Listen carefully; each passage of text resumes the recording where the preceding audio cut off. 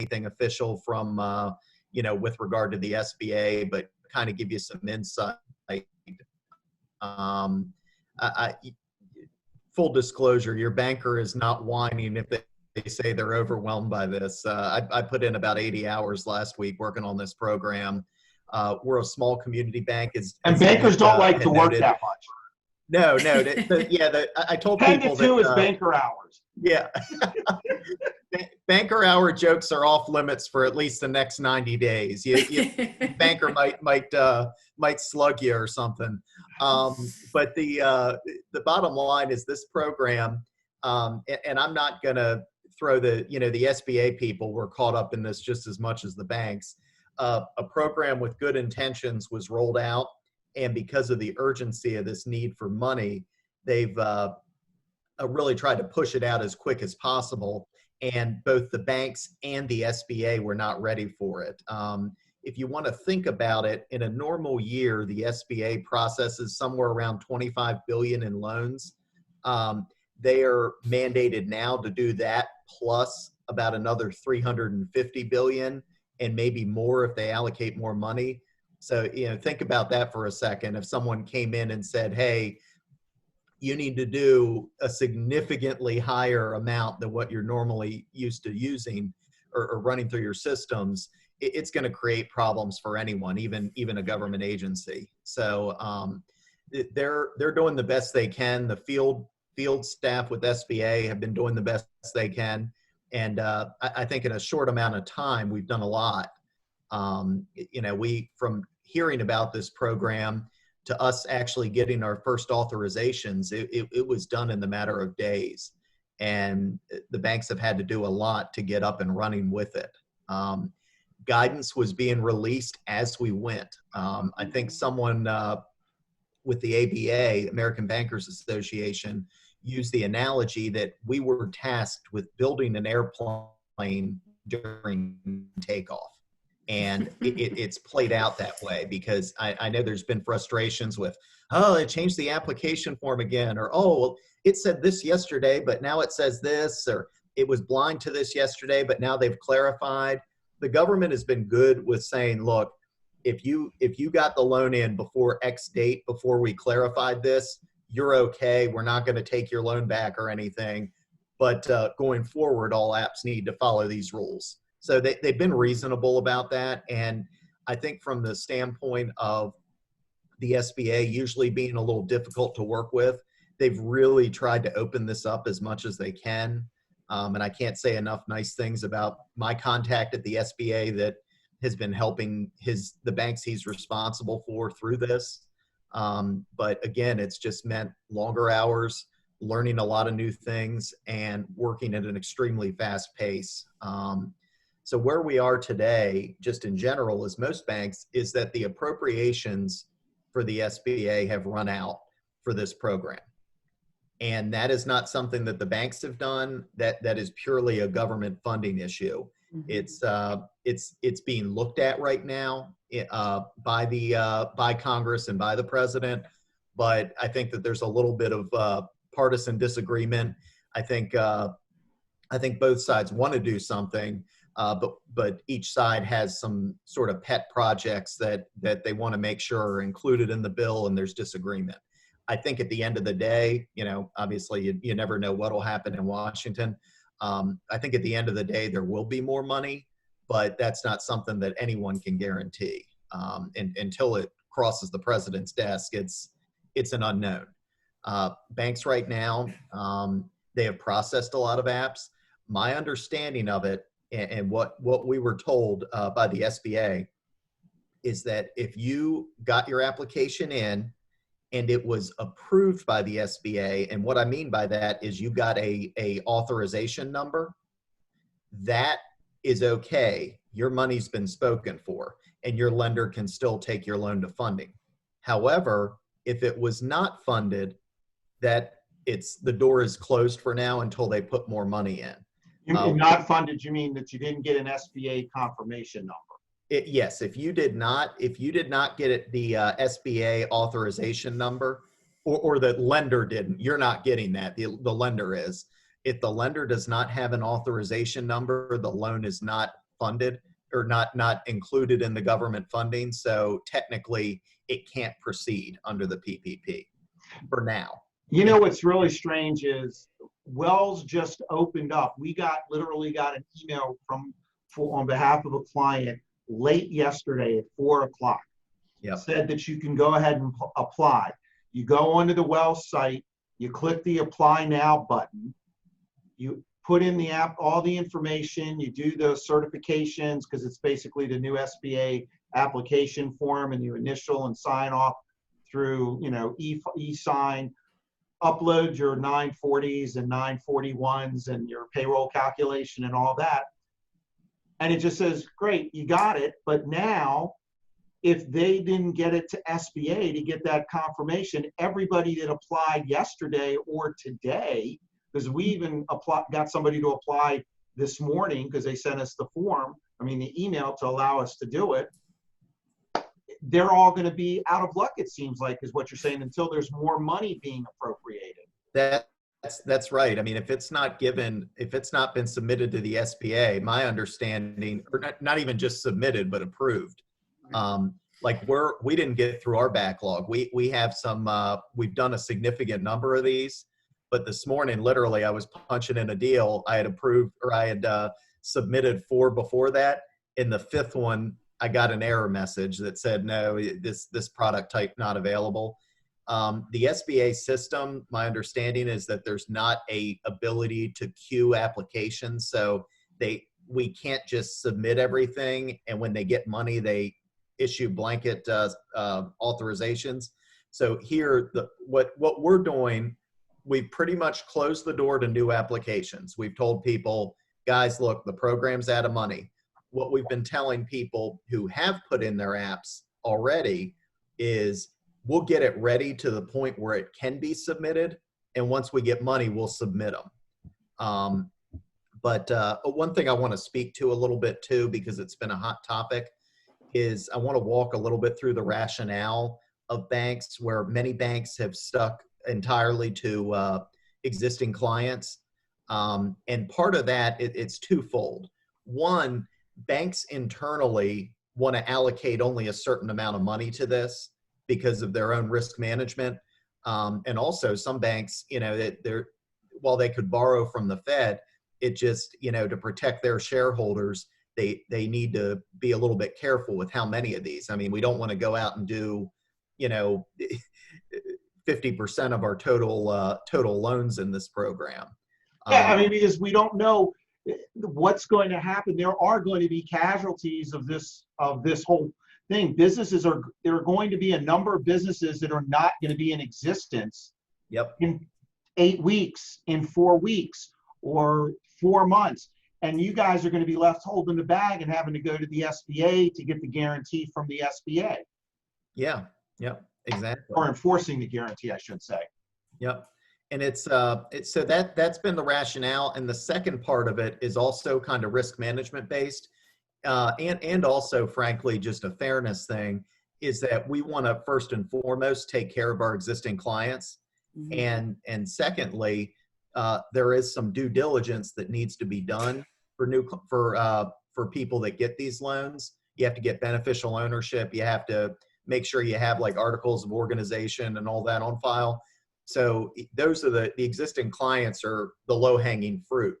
And we've been pretty clear on that. There are a couple exceptions where, someone might have a related business that banks with us, or, I literally had someone who had just opened their accounts moving over to us. And I said, well, look, you're coming to us, so we'll, that's fine. But everyone else, we've tried to be very, very forthright that we're trying to keep this as in-house as possible, just due to the volume, and also out of fairness to our existing clients, because we do feel we want to help them before we look outside. That makes sense. We're seeing a pattern, with our own internal clients as well as just others that we are interacting with, that it seems like the smaller community and local banks are funding more than the big banks. I mean, Bank of America, I have clients with them, haven't, submitted over a week ago, haven't heard some things with collecting documents, no approvals, and, so is it just a volume thing, or do you know what's making those two so different in this process between the smaller local versus national? And I think it's something where I know folks that work at big banks and they're absolutely inundated.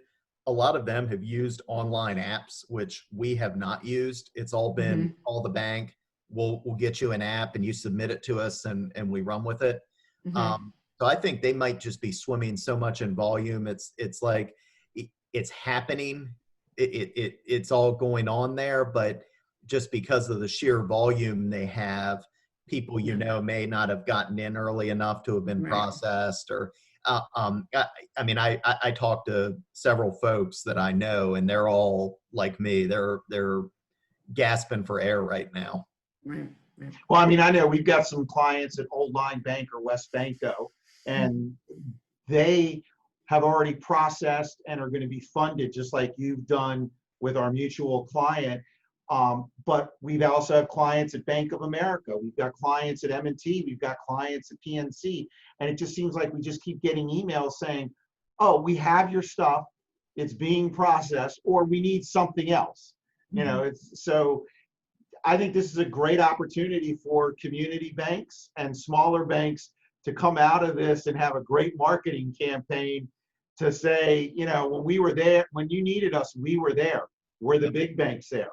And so far they haven't been. You guys have been right on the front lines with them, with your customers, and getting them the funds that they need sooner than the larger banks. So, I mean, kudos to you guys for doing it. And I think that the approach that the smaller banks are taking is a reason for that, where you're not going through that, the online application and this and that. You do it.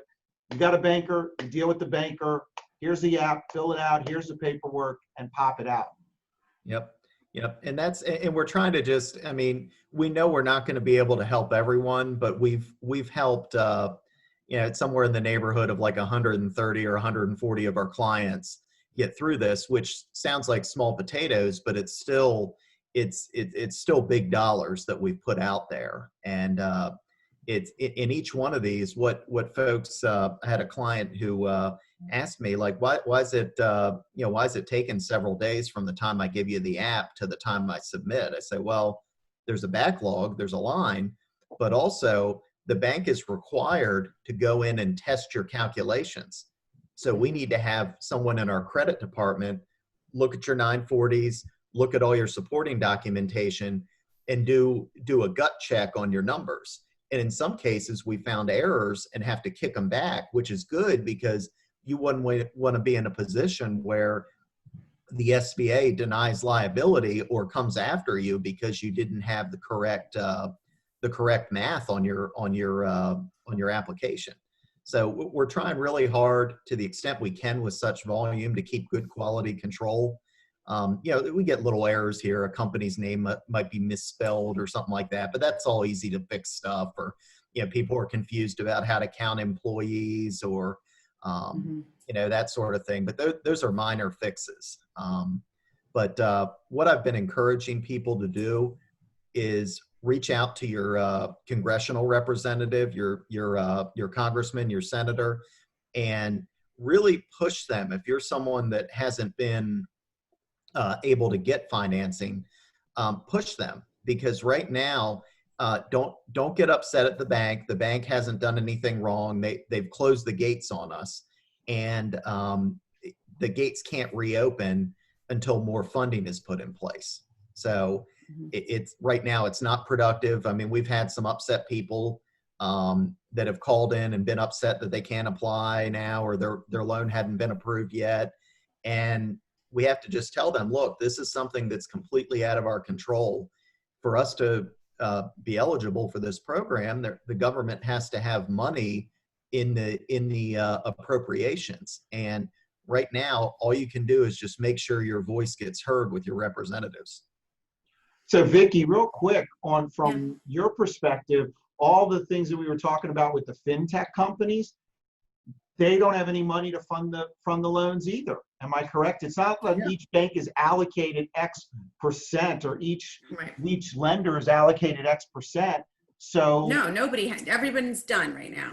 Yeah, it's funny, they went through the big thing about PayPal and Intuit and yeah, all of them, they're in the game now, and then it just sputtered because it took too long to get up and running. I mean, they told us that we could start accepting apps on the 3rd. We started taking apps, but we didn't actually have a conduit to process them and enough guidance to feel comfortable with what we were submitting until Monday. I think we started submitting our first deals in earnest on I think it might have even been like Tuesday morning. right. So from Tuesday until this morning, we've been straight out trying to cram as many deals through as possible. So Chris, I think a lot of people that were getting so frustrated with their banks, right, had applications in there, now are thinking, all right, when the government opens it up again, I'm going to go somewhere else because my bank didn't, process my loan, process my documents fast enough. In my mind, that's not the right thing to do because you're in a queue and you want to stay there. Do you agree with that? Yeah. Right? You don't want to be saying, hey, I saw someone funded with cabbage. Let me go jump to cabbage, because then you're going to be in the back of the line. So it's like a ride at Disney. You get in line, the ride shuts down. You don't get out of line just to get back at the back, to get back in at the back of the line. You stay in. Right. No matter what happened to your friend or the business down the street, because I think that's the guidance we've been given all along to everyone in this group or even clients. But I just wanted to confirm with you that would be what we should still be saying to everyone, even now with, waiting for the new money to hopefully open up. Yeah. I mean, I think the best policy in an environment where we just don't know is just to stay the course. Until we know something different, until the bank tells you, hey, we're not going to do any more of these, then maybe you go look. But until then, I wouldn't recommend losing your place in line. Okay. So I'm going to geek out a little bit because my background's in economics and finance. So, and in college, I did a lot of papers on banks and community banks and things like that. So my question is, because I keep hearing different information. Is this the bank's money that is being guaranteed by SBA, or is this the feds moving money into the bank for the amount of the loans, and then the banks push that money out? Yeah, so this is 100%, this is bank funded. We are funding this with our own money. The government is guaranteeing the banks, and we get as you all know, the banks aren't getting rich off the interest. The government's paying us a processing fee on these. It's not a windfall, but it's something that's it doesn't even cover your cost. I mean, you guys are losing money on every single one of these deals. Yeah. I mean, it's not, we're not getting rich off of these. I mean, the average one of these deals, between credits time, the lender's time, the operations time, it might be break even at best. I'm glad they're at least offering something to induce the banks to do it, but it's the bank's money. The government guarantees it, and there is a chance that if you qualify for the forgiveness provisions, the government will pay the bank back the amount that you're forgiven. But there is a chance, and we've been telling borrowers, be prepared. There is a chance that some of that money may not be forgiven. So you have to plan accordingly. I think the safest policy with this is making sure that you really keep track of every dollar that's spent with this money. I've had clients that have even opened up a separate account. That's what we've been recommending for our clients to do. Yeah, and it's something, just tell your banker, hey, can you open up just a side checking account and to put the money in, just so there's absolute transparency as to where it's going. If you don't, it's still okay if you don't do that. I have some clients that don't open up the second account, but you really, really have to make sure you keep track of every penny you spend, because the forgiveness is very heavily tilted toward payroll. The whole point of this is to make sure that you continue to pay your people.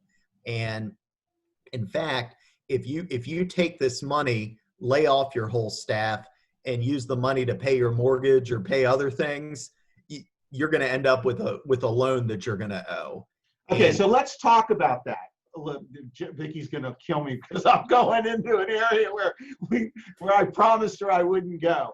But let's just talk about that. Let's just say a business owner doesn't really care about the forgiveness portion and wants to use the funds to pay, and they don't want to be another form of unemployment insurance, basically, because that's what this is. It's just another way to channel unemployment compensation to, or unemployment benefits to employees, and using the business as a conduit for it is the way I'm looking at it. It's a subsidy for unemployment. It's not really to help business owners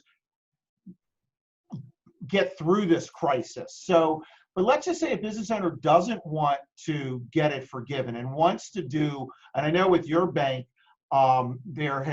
Chris Rapp was just making. Well, there's two questions. So after this. Yeah, after this one.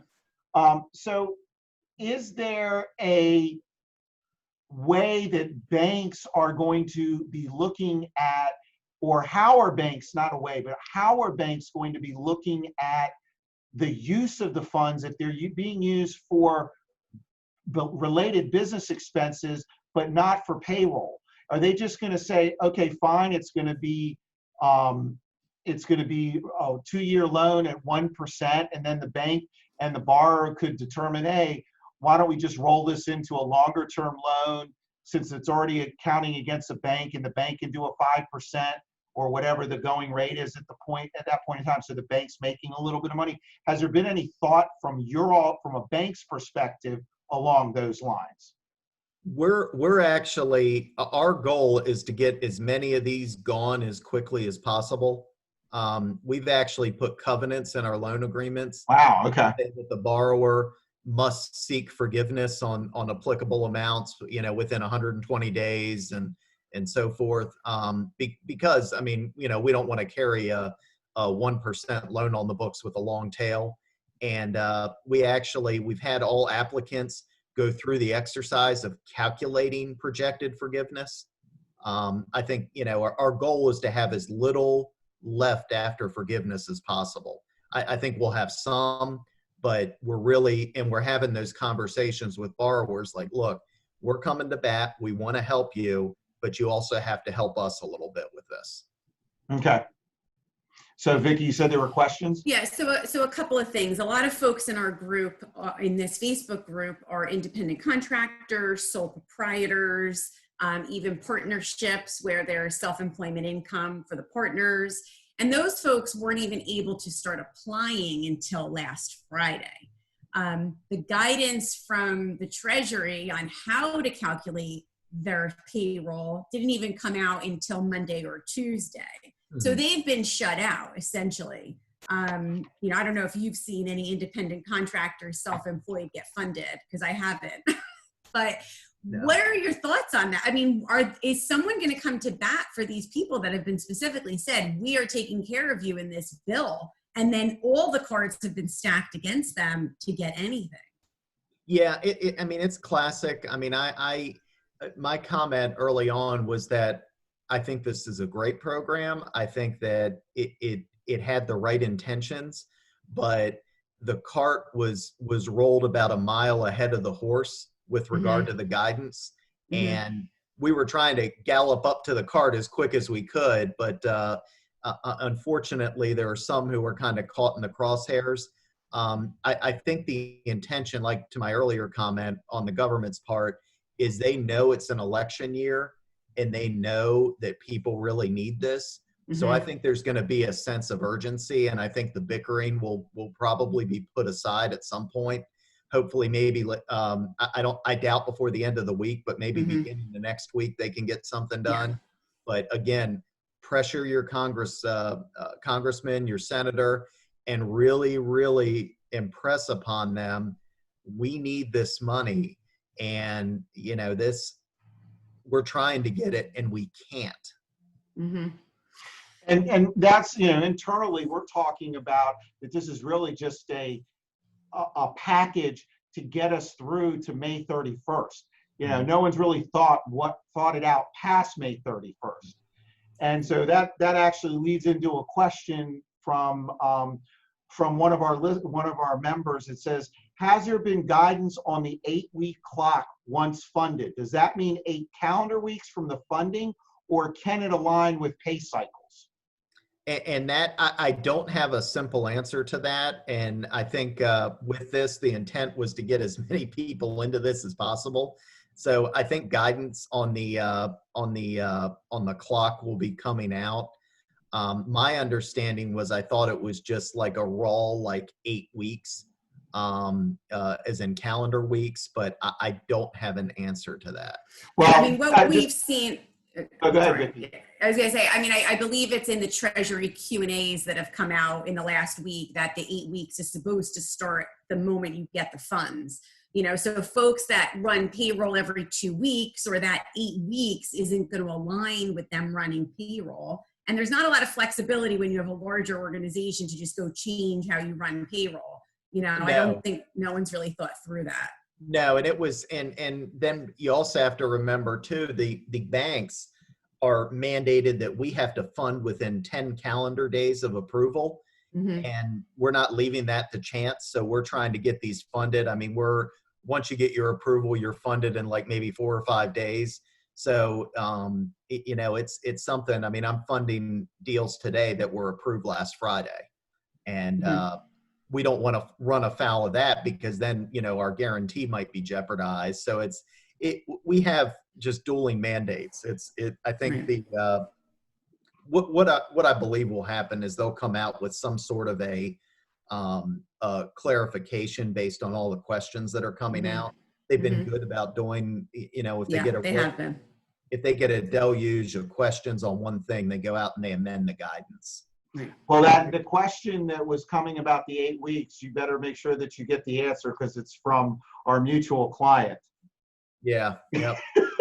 I actually had a conversation with him yesterday, and I said, the one way around it, because his next payroll isn't this week, it's the following Friday. It's for this pay period. And, we were talking about how we were going back and forth whether, okay, does the whole pay period count?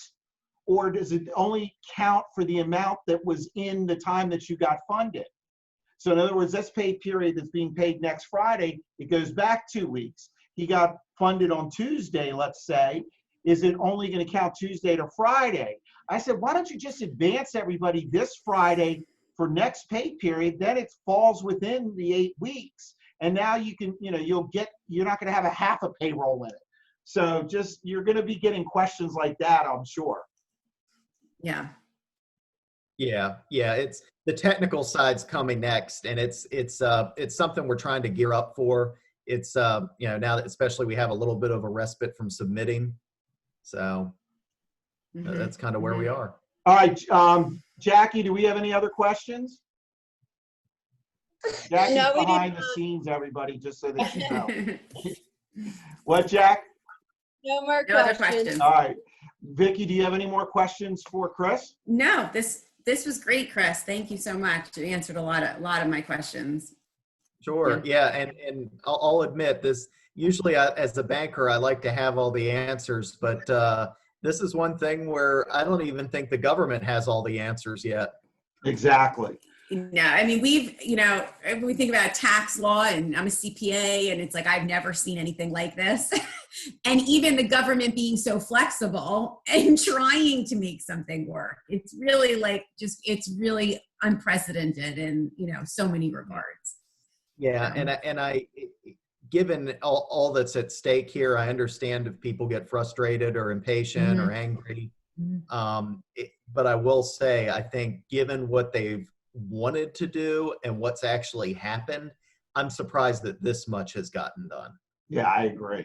That's a good well, Chris, thank you for coming on and taking a half hour out of your day. We're almost getting close to closing of original banking hours of 2 o'clock.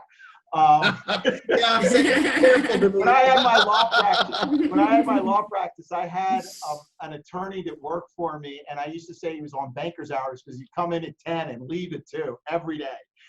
I was just like, are you kidding me? But anyway, will you be so gracious as to come back and talk with the group if you feel that there's some more information that you can provide as we start going through this, whether it's guidance on the forgiveness, guidance on use, or anything that you feel? Would you just reach out to us and let us know, and we can get you back on another session? Yeah, that'd be fine. All right. There's actually another question. I don't know. Go ahead. Chris Rapp wants to know, does the EIDL loans that the SBA is putting out, is that being run through the banks too, or will that be funded directly to business once they're approved?